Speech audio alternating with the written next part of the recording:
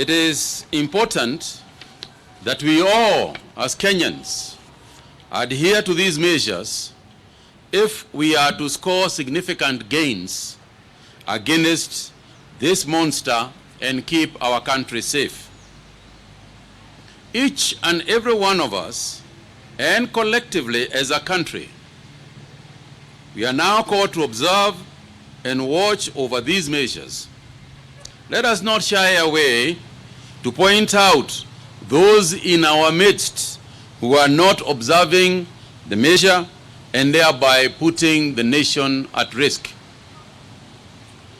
In line with the pronouncement by the President of the importance of wearing face masks, let me reiterate that it is critically necessary that every Kenyan wears a face mask whilst in public spaces. Everyone must make the effort to get a mask to protect themselves and others, as we endeavor to provide them some where we can, free of charge, through our county governments and other partners.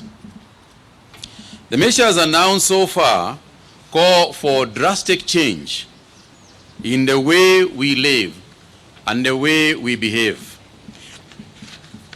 It is not convenient, ladies and gentlemen, fellow Kenyans, but we must not be afraid to embrace that which will save us from the danger lurking around us. We are at war with an enemy that is invisible. To fight this enemy, more than ever before, we must remember to embrace simple and basic measures which are proved to be effective elsewhere and have been cited as best practice. These include washing our hands with soap and running water, as well as keeping social distancing. Let me say this: we will not hesitate to take even bolder measures in the coming days. The virus is already here with us, and we cannot run away from it. It is around us, and we have embarked with it a chasing game. Should we allow this to happen, it will be very, very difficult for us to catch up with it. I want to take this opportunity to once again thank our healthcare workers in public, private, and mission hospitals who have worked tirelessly and sometimes under very difficult circumstances. We would not have been able to make the gains that we have had it not been for their dedication. Being our frontline heroes, I want to assure them that we will do everything possible to provide them with every facility that is necessary to enhance their performance. I also want to thank the Ministry of Transport, Infrastructure, Housing and Urban Development, and the county government of Mombasa, and indeed their governor, Governor Joho, for the collaborative effort to provide disinfectant sprayers at Likoni Ferry. Such efforts contribute to the overall measures by the ministry to fight the virus. I would like to encourage other counties to also come up with innovative ways to complement the national government efforts. In the same vein, I also want to take the opportunity to recognize the efforts by the Ministry of Information, Communication, Technology, Innovation and Youth Affairs, together with the Ministry of Education, as well as the Kenya Institute of Curriculum Development, for introducing new education-oriented programs on television and radio to ensure that our children are productively engaged during this period. Further measures to enhance social distancing that we are going to institute must now include even the following. Number one is that in sporting clubs, open air sporting clubs that have walking fields and so on must strictly observe social distancing. We have seen people walking, and yes, it is necessary that people also stay healthy, but we must observe social distancing.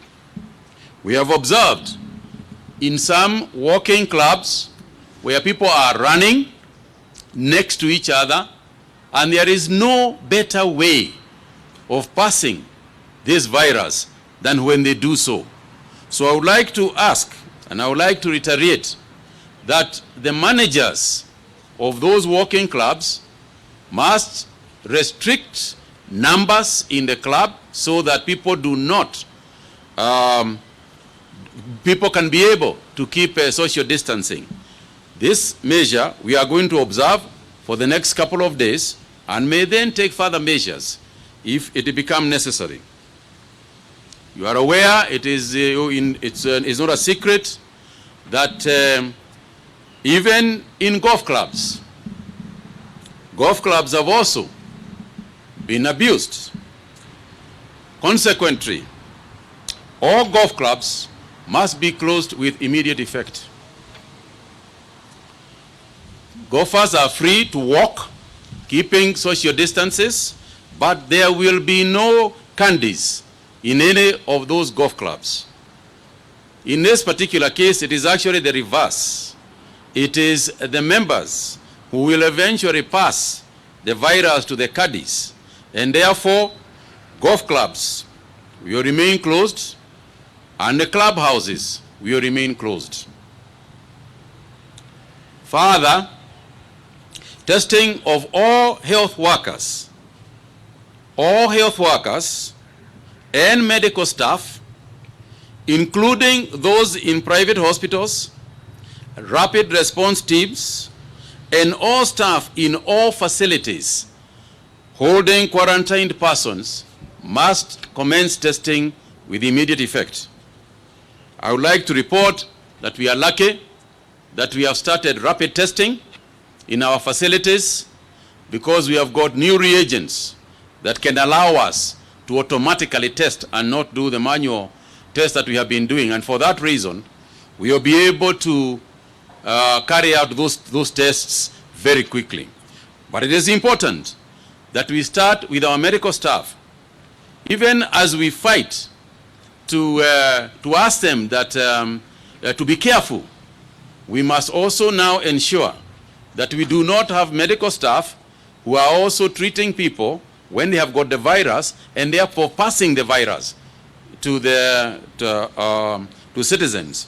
So we must do that with immediate effect. I am pleased to report that over the last 24 hours, three patients who had been diagnosed as positive have been released from our facilities, having turned negative. However, in the same 24 hours, we have tested 696 samples, out of which 14 people have tested positive for the disease. 12 of the 14 are Kenyans, while 2 are foreign nationals. Of the 4 cases, four cases have a recent history of travel from Tanzania, South Africa, UAE, and the United States. 4 of them are from quarantine facilities, while 10 were picked by our surveillance teams.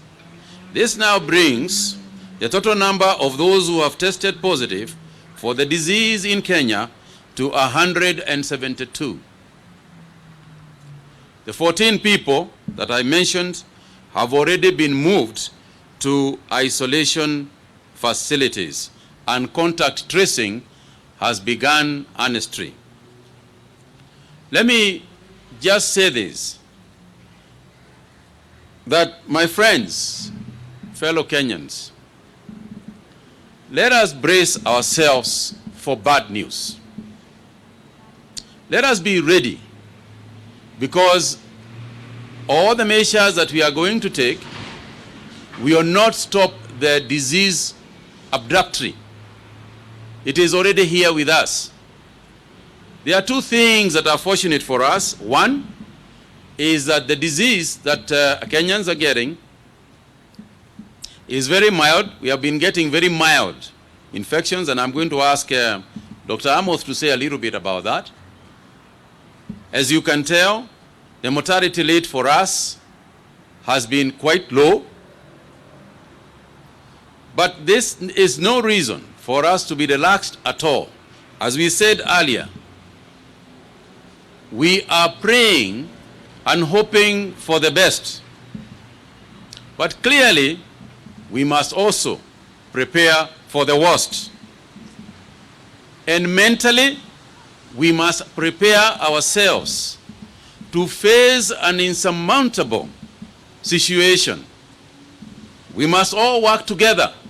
As I said last week, we are akin to a boat that is sailing towards a massive storm. And we must brace ourselves and be ready mentally. When you go to quarantine, it is very challenging. It is mentally straining. And we are having issues with people who are in quarantine facilities. It is not convenient at all. And my apologies to them for all the inconveniences that they are going through. But it is necessary. So, my fellow Kenyans, we must brace ourselves, mentally be prepared to face a situation that we haven't faced before. But I also know another thing. I know that we were pulled through. I know that we are working together. I have seen effort from quarters that we would never expect. I have seen support from all over. And I have seen people helping each other. That is the way we are going to overcome it. We have now, out of the 14 people that I mentioned, for instance, 7 are from Nairobi.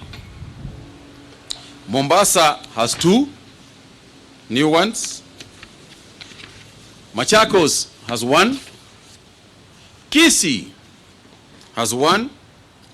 Kiambu has 1. And Mandera has 2 cases. And the 2 reported cases from Mandera is a recent travel from Mombasa County. That explains why the decision by the president was taken yesterday to close some of the areas where we feel people moving into and out of are causing further spread of the virus. With regard to contact tracing, a total of 1,928, and by now nearly 2,000 persons have been monitored. We have increased our capacity and our ability to monitor these persons and trace these people. Out of those, 1,415 have been discharged, having tested negative, and 513 are currently on follow-up. To date, we have managed to test nearly 5,000 people. I'm also pleased about the cooperation we are getting from members of the press, members of the media. We are happy that you continue to carry out education, to carry out information, and to keep our people informed about the measures and the necessity of those measures. So please, we ask that you continue to do so. And as I said, we must be ready. This is not going to be a short term. It is not going to be a short term activity. We are not going to be dealing with this disease only for the next couple of weeks. Let us brace ourselves for the long term. And by a long term, I mean for the next couple of months. We know that people are inconvenienced, for instance, in traveling into and out of Nairobi. We are aware of the inconveniences that happened yesterday But this is the only way. It is the only way that it can be done, and that is what other nations who have managed to contain the disease, or who are containing, because it is not stopped anywhere, but where they are containing it, these are the measures that they are taking. Kwa hivyo ningetaka tu kusema kulingana na vile rais, wale walisoma hotuba ya rais na kusikia hotuba ya rais, yeye alisema vile tutafanya, akasema counties za Nairobi na Nairobi ni Nairobi Metropolitan Area, Kwale, Kilifi na Mombasa, huko ni lazima watu wakae ndani ya hizo counties, hakuna kutoka. Na pia vile vile wageni wale wangetaka kuja kutembea, kututembelea Nairobi, tafadhalini mtangoja siku ingine, siku 21 kabla hamjaingia Nairobi. Watu wa Nairobi, ndikuwa nimesema hapo awali, ni lazima tukae Nairobi pia, hakuna kutoka hapa, kwa sababu tukianza kutembea huko Ushaguna kwingineko, tutapeleka hii virusi huko. Kwa hivyo kama mimi nasema kila siku, lazima tujikinge, lazima tujitayarishe, lazima tujue ya kwamba hii sio kitu inakuja ipite haraka haraka.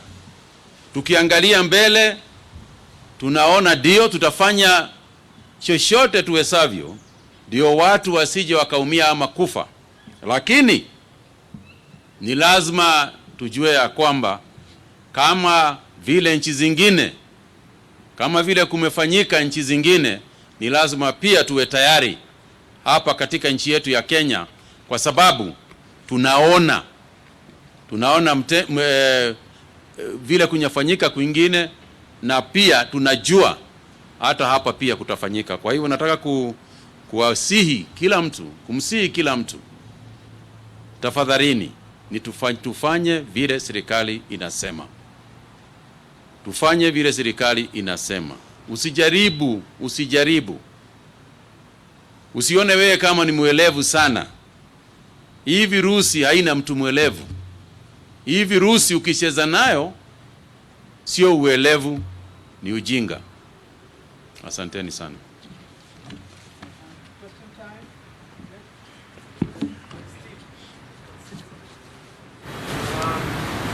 I want to know about the 21 days restriction period that has been given by the ministry, that has been given by the government.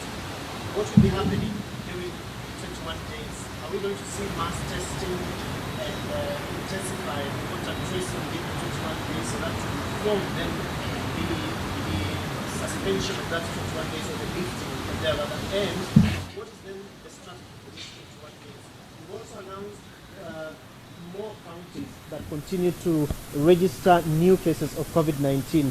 Are we going to add the said counties of Kisii, Machakos and Mandera to the hotspot counties, and subsequently also invoke restrictions to the same? Okay, thank you. First and foremost, on the restriction on the 21 days, as I said earlier, the idea is to ensure that we do not take the virus up country and to other counties, because Nairobi has the highest infection rate. So that's the idea, and also for those in other counties not to come into Nairobi and get infected while within. We have not stopped people from moving around within that area. So let's make it clear. We have not stopped anybody from moving around. We obviously encourage people to stay home. If at all possible, stay at home. Work at home. Stay at home. And as I said, it is only good practice. It's good practice because it is better for you to train yourself to stay home. Whatever you need to do, whatever measures you have to take to be able to stay in your house, please do. So whereas we have not closed movement of people internally, because we are trying, we are desperate to ensure that people still can live as normally as is possible under these circumstances. And some commerce can still continue going on. We must also address the fact that there is a limit to how much people can move and how much they can mix. So the restriction is obviously going to be accompanied by other measures.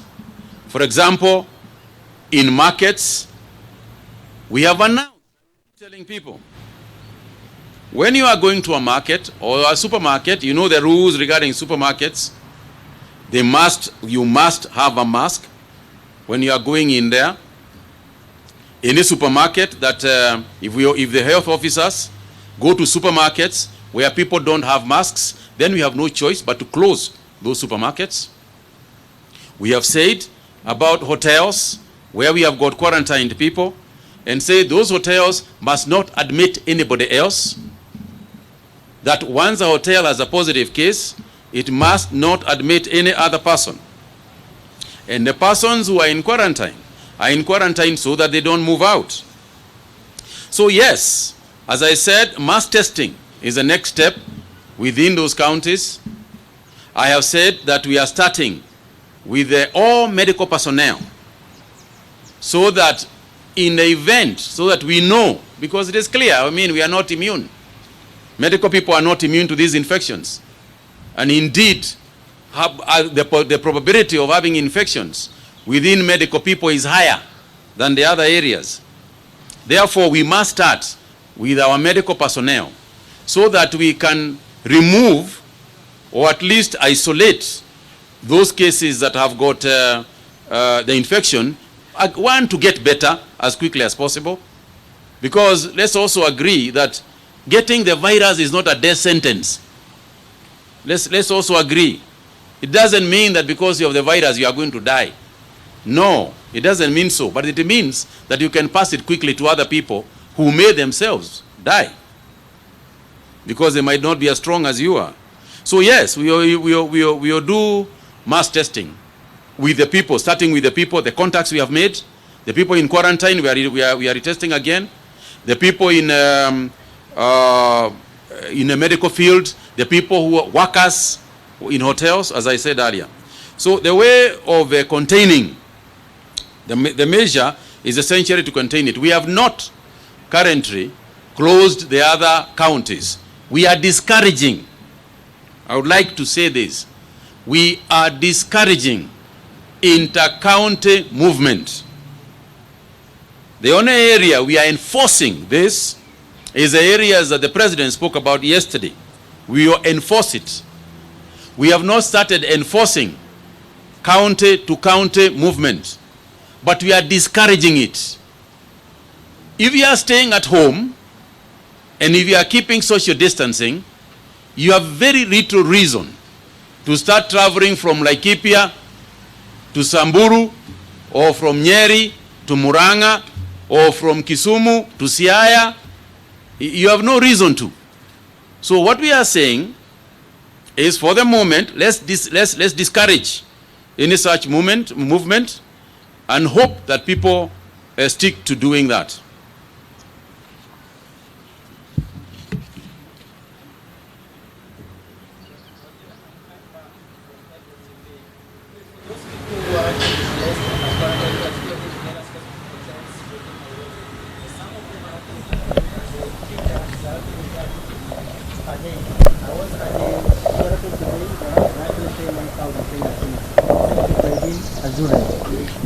We have told the hotels, and there's a circular that has gone from the DG. We have told the hotels, once you have got people in your hotel who are positive, that's an infectious area.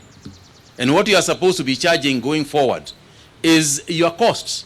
You're not supposed to be making commercial, you're not supposed to be taking commercial advantages on people, especially who have already stayed with you for 14 days and have been forced to continue again for 14 days. In government facilities, the government is taking over, the food and so on and so forth. But we are discussing with the hotels and telling them that it cannot be business as usual. Therefore, we are encouraging them before we go into control, because if necessary, we will introduce control over how much they can charge. But we are hoping that they can make an amicable solution with those who are staying in those hotels. So, to your point, Kayemba, what we are saying is let hotels know and let them be told you cannot continue charging people, particularly when they are coming for the second round, the same amount of money.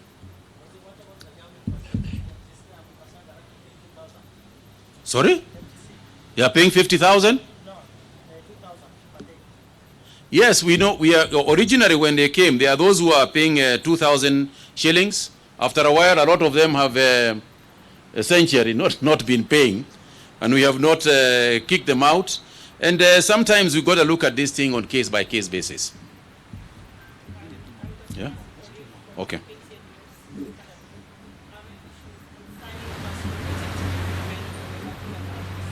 Is there a consignment of PPEs coming into the country? And if so, when? Is it at the end of this week? What is the breakdown of these PPEs in terms of gloves, face shields or goggles, if any, and the coveralls?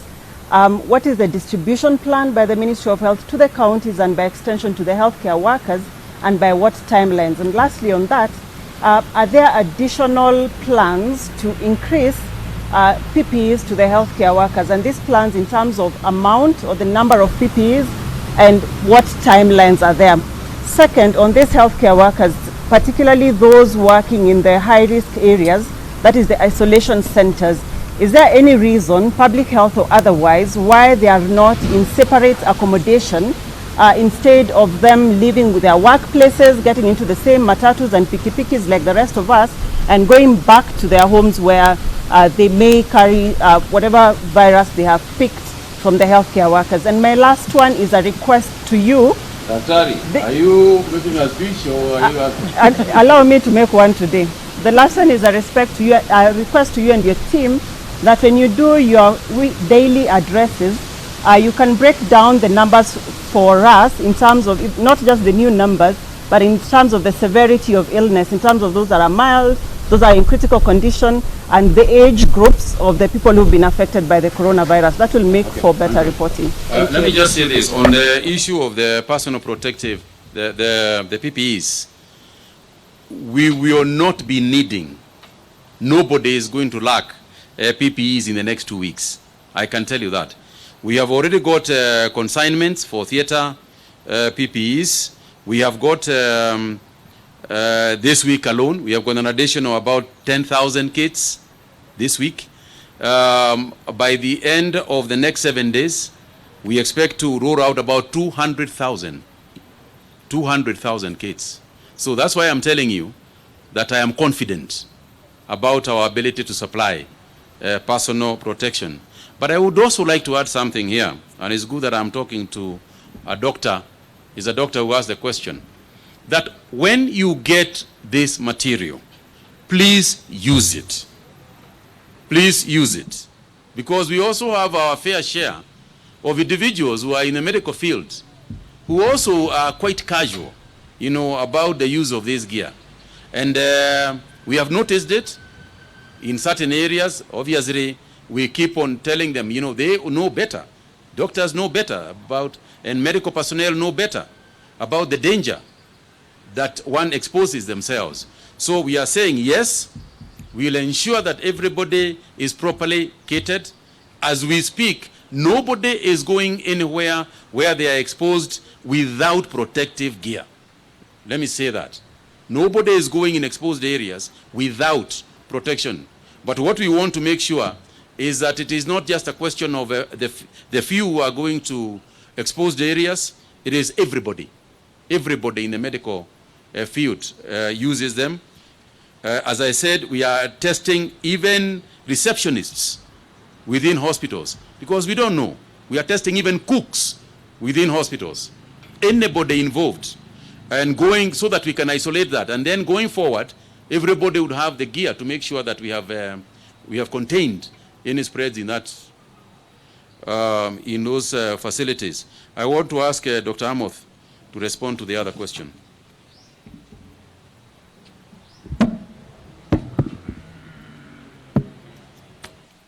Thank you, Waziri. Let me just start by making a remark regarding the severity of the illness, as asked by Dr. Mercy Korir. As at now, we have one person in critical care unit under ventilation, and this person is doing well. In fact, we have been in contact with the doctors who are taking care of him, and we are looking at a possibility of 1 or 2 days he'll be out of the ventilator. In our previous announcement, there were 2 people under ventilatory support. The other one came out of the ventilator, is up and about. The other persons who are admitted in various hospitals from Nairobi all the way to Mombasa Avenue, Aga Khan, are all doing well. So majority of our cases are still very mild cases. Of course, if you look at the age distribution, the youngest has been 2 years old. The oldest is 74 years old. A male to female ratio of about 56-44. So more men and fewer women. And of course, we know the reason why we have that male-female distribution. Our case fatality rate has been about 2 to 3%, which compares very, very favorably with other countries. In the early stages of the infection, in which case you are dealing with smaller numbers, and therefore the crude death rate or the case fatality rate tends to be low. In terms of quarantine, let me just also add that though this is a painful measure for those whose duration of quarantine has been extended, it is a painful measure that we have to take, but it is for the good of the Kenyan people. I also want to applaud those who actually bore the covenant of respecting the quarantine instructions, those who came like from hotels like Trademark in Gigiri, Hill Park Hotel, where there was no single case that tested positive. And as today, we have started releasing those people home. We want to assure you again, especially those who are in quarantine, to ensure that you follow the social distancing rules, the infection prevention control measures, the hand washing, and very soon we are going to again check on you after the 10th day to see if you are negative. Working together with the county governments, we shall be able to release you to go home and continue with self-quarantine in conjunction with the county health management teams and follow-up from the team at the national level. Thank you. On? And what the distribution of PPEs to the counties, and why healthcare workers are still going to their homes as opposed to being isolated, yet they're working in high-risk areas. Thank you. That must have escaped my mind. The healthcare workers, in fact, as of today, following our meeting today with the ALasiri and peers, we have identified suitable accommodation at one of the hotels. It's Hadassah Hotel, just next to Nairobi Hospital, for the healthcare workers. And the team at the Kenya Medical Practitioners Dentists Council, chaired by Dr. Evan Jenga, are working extra hard to be able to get us extra facilities so that healthcare workers who get into contact with these cases don't go home, but go to a specific place and therefore prevent cross-contamination with members of the family and the public as they move home. In terms of the distribution of the PPEs, of course, it is on case-by-case basis. The demand so far, in terms of the numbers we have, Nairobi will take a bigger chunk of the PPEs because we have higher numbers in Nairobi, but we'll also be able to deploy a significant number of PPEs to Kwale, Kilifi, Mombasa, Nakuru, where we also have active cases, and any other place where we think, based on a risk matrix that we have developed. Thank you.